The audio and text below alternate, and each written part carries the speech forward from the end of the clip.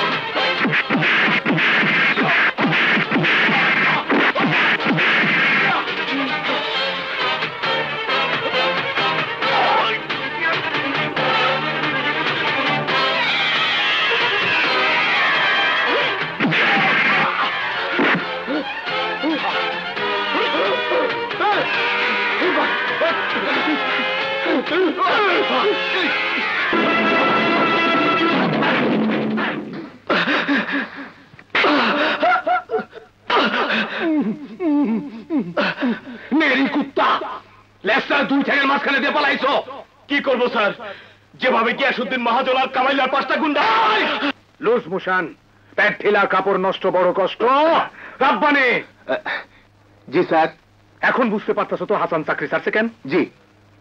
ওর loose motion হয় নাই, পেট ঠেলা হয় নাই। ও এখন একটা একটা করে সবার কাপড় নষ্ট করব, বড় কষ্ট দিব। হুকুম দেন স্যার। মেইন কথা হইল তার আগে ওকে শেষ করে দেই। গুলি খাওয়া বাঘ রাস্তায় ঘুরে বেড়ায় না, আড়ালে উৎপাইতা থাকে, সুযোগ পাইলে ঘাড়ে ঝাঁপ দিয়া পড়ে। ওরে এখন পাইবা কোথায়? ওর আরো এক বোন আছে স্যার, কলেজ হোস্টেলে থাকে বলে সেই রাতে বেঁচে গিয়েছিল।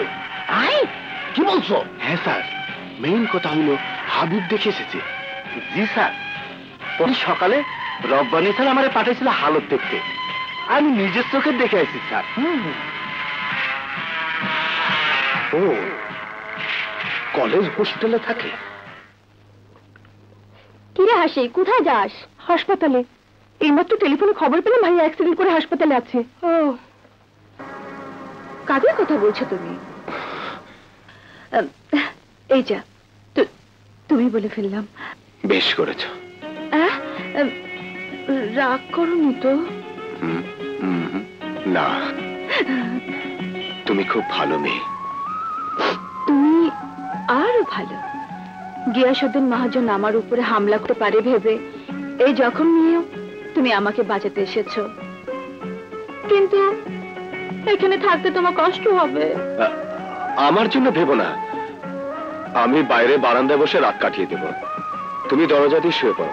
এই খবরদার, ঘর থেকে এক পাও বেরোবে না, চুপচাপ এখানে শুয়ে পড়ো। না না, এ কি বলছো? তুমি তাহলে কোথায় থাকবে? তোমার অসুবিধা হবে। কোন পুরুষের কাছে কি অসুবিধা হতে পারে মেয়ে মানুষের চোখ সেটা ঠিকই বোঝে। তুমি বুঝতে পারছো না, লোকে তোমার দুর্নাম দেবে। আমি লোকেরটা খাইও না, পড়িও না। শুয়ে পড়ো, ওঠো।